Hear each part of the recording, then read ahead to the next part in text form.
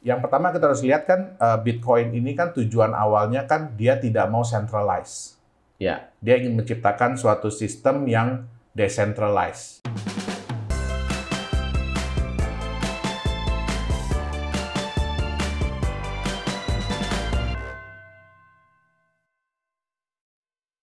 Gimana kabarnya, Pak Yonas? Baik sekali, Aman? Coach. Sehat ya? Sehat. Dahsyat. Sehat. Thank you banget nih, hari ini kita bisa kumpul ngobrol-ngobrol tentang cryptocurrency. Wah, kita yang thank you udah diundang lagi nih sama Coach Iya, Tom. karena kemarin itu rame banget, banyak sekali yang penasaran tentang mining. Ya. Banyak sekali yang mau tanya kalau mining itu menguntungkan atau tidak, modalnya berapa. Nah, kayaknya kita perlu bahas tentang mining kripto itu menguntungkan, mitos atau fakta. Ya. Nah, itu saya silakan, Pak Yohanes. Nah, jadi mungkin sebelumnya kita harus tahu dulu, Coach. Ya. Apa sih mining itu yang Apa disebut? itu mining? Ya, apa sih yang disebut dengan menambang di dunia kripto? Ya. Ya, jadi kalau menambang di dunia kripto itu bukan seperti kita nambang mineral ya, bukan seperti kita nambang emas, nambang batu bara gitu, bukan. Dia lebih menggunakan komputer. Jadi lebih menggunakan alat-alat untuk menghitung. Oke. Nah, bentuknya bisa bermacam-macam. Ya, jadi kalau ada GPU itu sebenarnya adalah alat untuk memproses gambar kalau di komputer, ya, graphic processing unit. Nah, tapi terakhir-terakhir ini ya karena kemampuan dari GPU itu untuk menghitung itu besar, ya. Jadi akhirnya banyak digunakan untuk mining. Nah, atau mulai ada alat yang dikembangkan untuk dedicated untuk mining. Jadi memang khusus dikembangkan untuk mining itu sendiri. Itu yang lebih dikenal dengan ASIC. Ya, nah, jadi mining itu sendiri sebenarnya adalah kita menyediakan sarana bagi sebuah aset kripto untuk membantu memproses transaksi. Jadi lebih untuk menghitung ke transaksi-transaksinya. Nah, jadi mining itu ya kalau sekarang kita mining ya, jadi ada bisa dua hal yang bisa kita dapatkan ya, terutama kalau kita contohnya kalau kita mining Bitcoin. Nah, apa yang kita dapatkan? Jadi setiap kali alat kita atau kitanya itu berhasil memproses data, kita akan mendapatkan reward.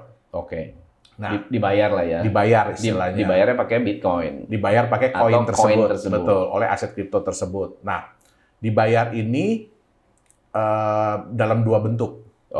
Yang pertama adalah koin baru yang keluar. Jadi aset baru yang keluar. Nah, itu mungkin orang bilang gini ya, Bitcoin itu kan maksimum nanti jumlahnya 21 juta. Nah, kenapa? Karena setiap kali ada blok yang terbentuk, itu sistem akan memberikan reward dalam bentuk koinnya itu sendiri. Jadi Bitcoin itu sendiri. Dan yang kedua adalah kalau kita transfer, kita melakukan transaksi, itu kan ada fee. Jadi sama kayak kalau kita transfer bank, apalagi kalau antar bank itu ada fee. Nah, fee ini, biaya-biaya ini dikumpulkan. Biaya yang terkumpul dalam satu blok itu yang akan diberikan kepada miners yang mendapatkan blok tersebut. Jadi ada dua reward, gitu dia. Baik. Nah, sebenarnya konsep mining ini kenapa harus mining? Kenapa nggak pakai komputer sendiri? Kan Bitcoin bisa memproses sendiri. Buat apa butuh miners di luar sana? Jadi gini. Yang pertama kita harus lihat kan Bitcoin ini kan tujuan awalnya kan dia tidak mau centralized. Dia ingin menciptakan suatu sistem yang decentralized. Jadi sistem decentralized itu artinya tidak ada pusatnya. Nah, tidak ada sistem yang nomor satu. Tidak ada sistem yang nomor satu. Betul. Semua sistem itu equal. Ya, jadi kita harus bedakan antara sistem decentralized ya dengan semi-centralized. Jadi kalau semi-centralized itu biasanya ada komputer pusat, terus ada komputer-komputer cabang. Jadi ada server-server cabang. Nah, ini tetap intinya adalah dia centralized. Kenapa? Karena yang pusat ini yang pegang peranan paling Betul. penting. Nah, tapi kalau di sistem decentralized, itu semua sistem, semua komputer yang terhubung, itu mereka punya hak yang sama. Baik. Ya, jadi nggak ada yang ini nomor satu gitu, nggak ada. Nah, sekarang kalau kita bayangkan nih coach ya, kalau di dunia perbankan, ya kalau coach kirim uang nih, Ya. yang menyatakan bahwa, oh ya, coach Tom punya dana sekian, layak untuk ditransfer ke si A. Ya. Itu sistemnya siapa? Ya, central bank. Central bank, betul. Ya. Sistem dari bank tersebut. Betul. Nah, artinya apa? Bank tersebut kan harus mengeluarkan dana. Benar. Harus membuat infrastruktur, Benar. ya kan, untuk menyediakan alat yang bisa membantu menghitung. Nah, sekarang Bitcoin ini kan dia mau bikin decentralized. Ya. Nah, yang namanya Satoshi Nakamoto pun dia nggak mau muncul, dia nggak mau terlihat kan di awal. Nah, jadi bagaimana caranya sistem decentralized ini bisa terbangun? Ya, artinya apa?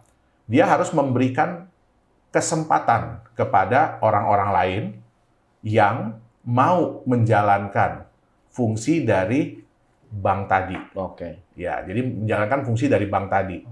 Nah, tentu saja kan berarti orang itu kan harus keluar modal, Betul. ya kan?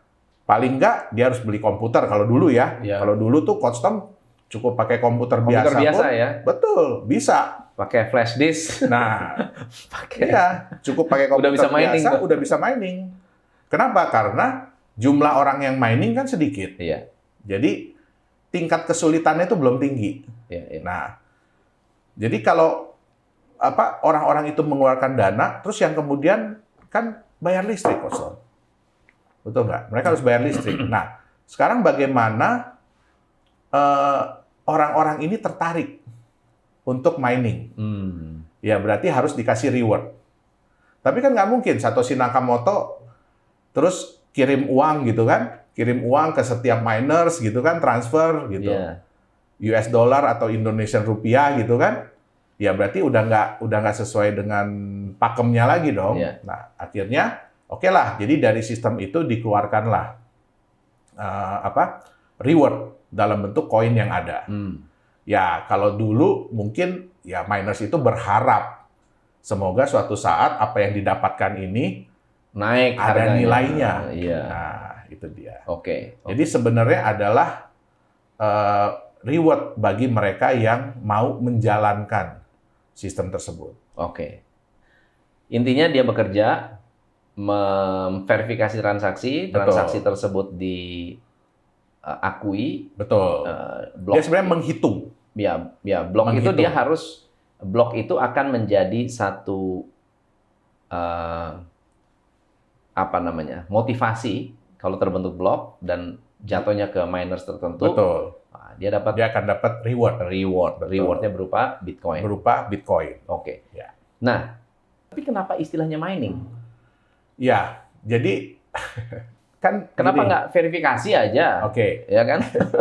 Kerjanya verifikasi, Ya. udah verifikator gitu Ya, kan beres. jadi sebenarnya gini coach, istilah mining itu pun muncul setelah sistem Bitcoin ini berjalan. Oh. Nah, yang menciptakan istilah mining ini adalah para miners.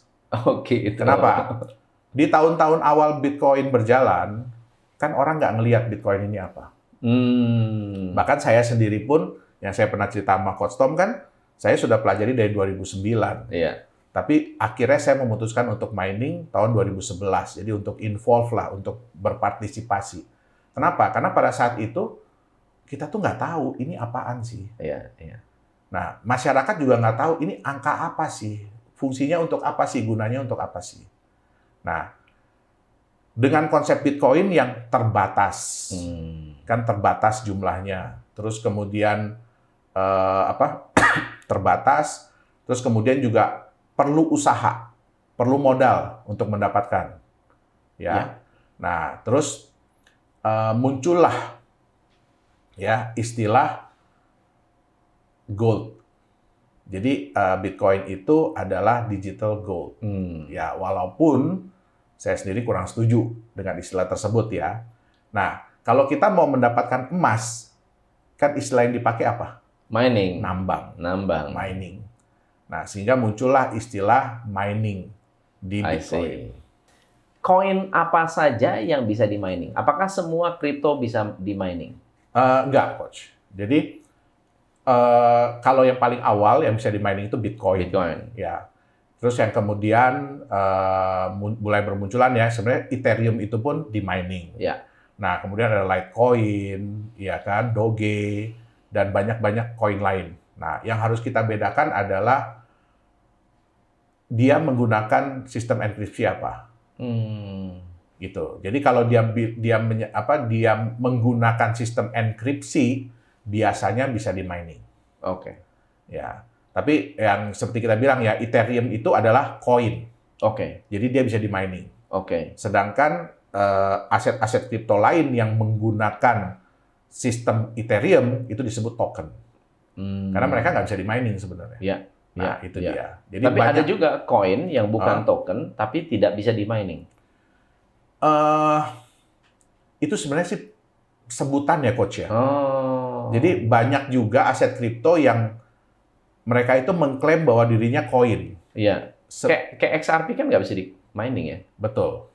Tapi dia bukan token, dia tidak di atas. Bukan, karena dia berjalan di blockchain sendiri. Tapi dia nggak bisa di mining. Betul. Iya. Oke. Ya. So, sekarang kalau saya mau terlibat dalam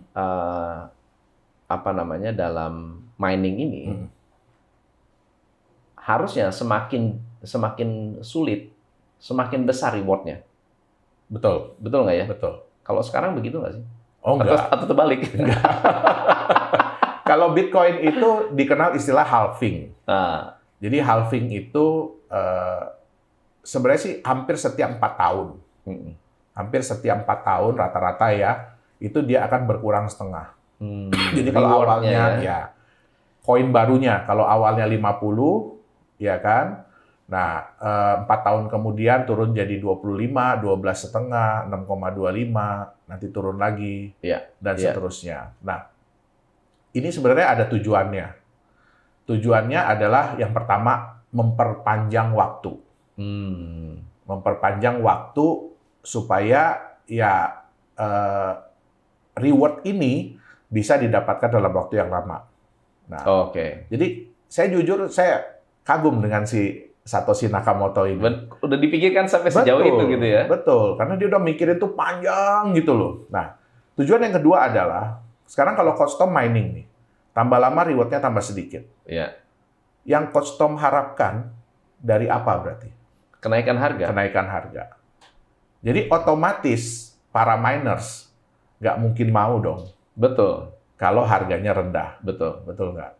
Nah, kenapa? Kalau harganya rendah ya mau nggak mau matiin mesin. Benar. Nah, itu terjadi pada tahun 2018 kalau saya nggak salah. 2018-2019. Itu pada saat Bitcoin itu rendah, titik terendah ya.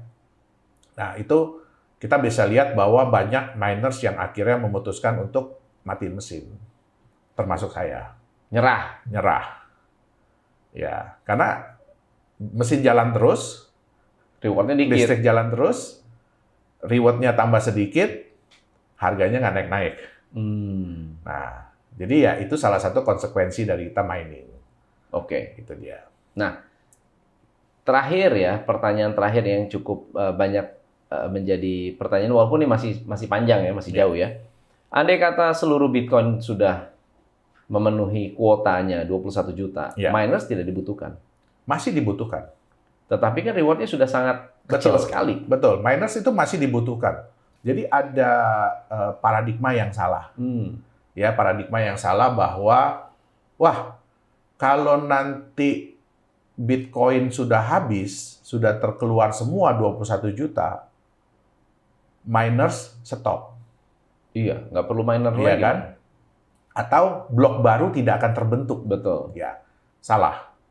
Jadi, walaupun sudah keluar habis 21 juta Bitcoin, tapi blok itu tetap akan terbentuk.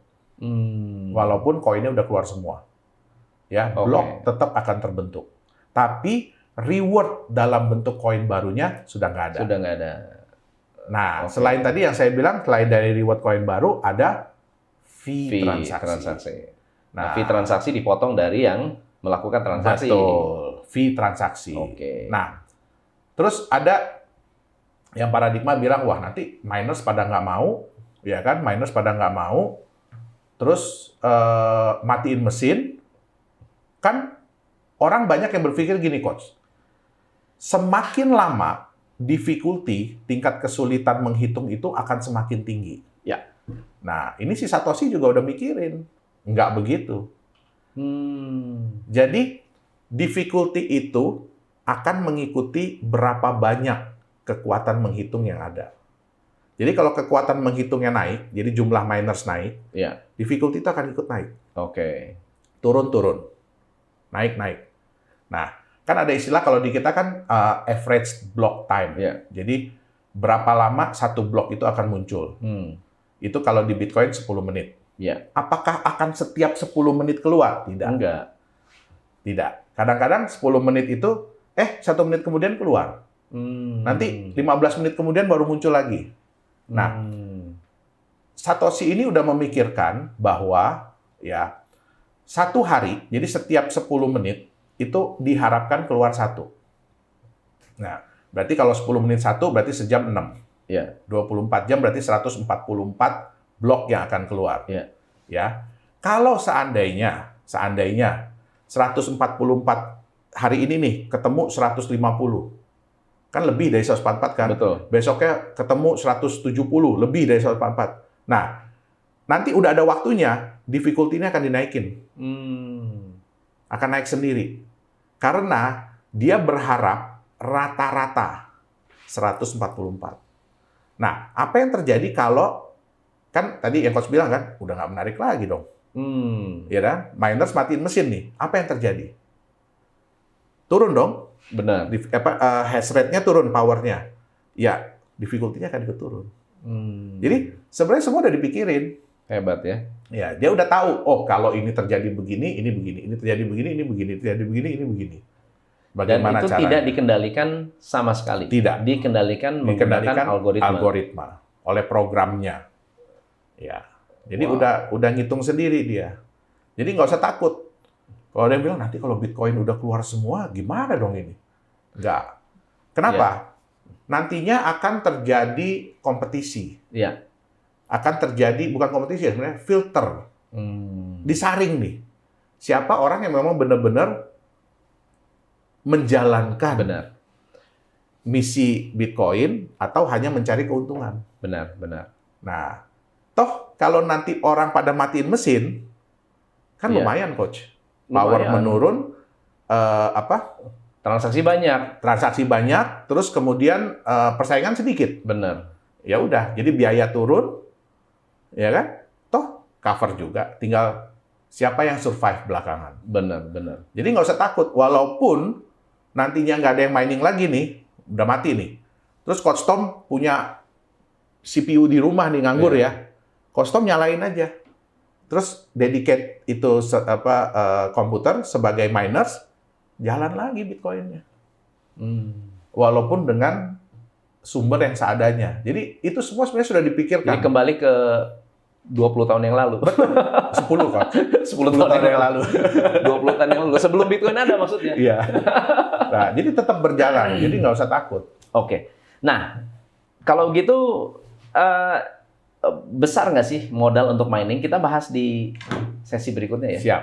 Oke. Siap. Teman-teman, kalau Anda merasa ini adalah hal yang bermanfaat, komen. Dan pertanyaan-pertanyaan apa yang ingin Anda ajukan, silahkan komen di channel ini. Dan kita harus thank you kepada Pak Yohanes. Next time kita bahas tentang berapa besar sih modal untuk mining dan worth it atau tidak. Oke? Sampai ketemu next time. Hanya di Top Coach Indonesia.